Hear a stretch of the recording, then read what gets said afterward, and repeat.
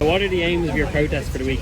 The main thing that we're highlighting is the dangers and the need to address those dangers. We need to make the city safe for people cycling. For me, number one, that is making sure that we have proper infrastructure in place. So something like the Dutch or the Danish models, where you have separated out cycle paths for people walking, and then the roads dedicated to cars.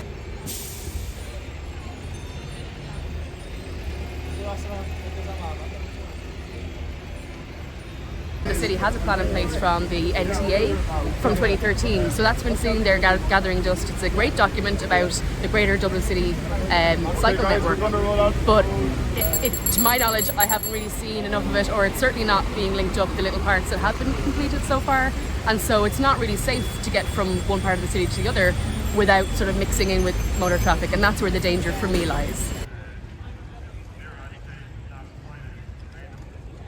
Why did you feel the need to take action with this protest? Because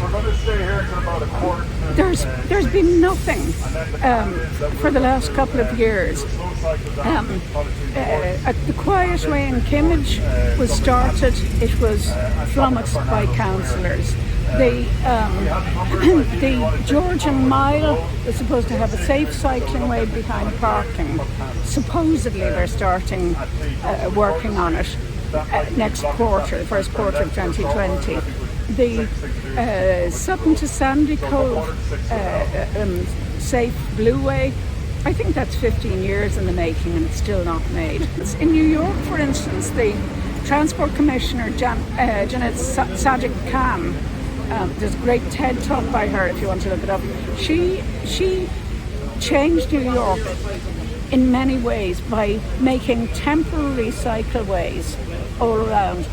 She even pedestrianised Times Square. So a city that was a motor city became much more cycling friendly. We could do the same. We just need the impetus from the councillors and the government. So what do you think Dublin City should be doing now, like in terms of, should they be building separate cycle paths to the road? Or? I would think safe, separate, protected, segregated from, so the drivers can't get at us.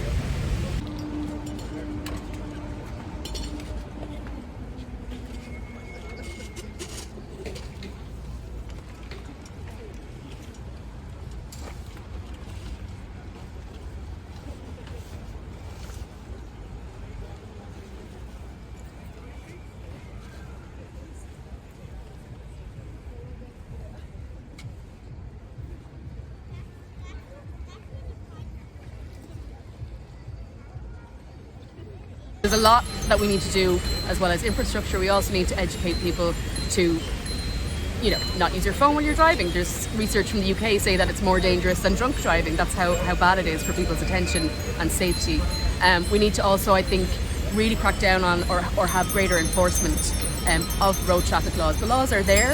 I think a lot of the Gardaí will be willing to enforce them, but they're also inadequately resourced in the Garda. So we need the Minister for Justice and the various government departments to fund the RSA and the Gardaí to do their jobs properly so that everybody can be safe.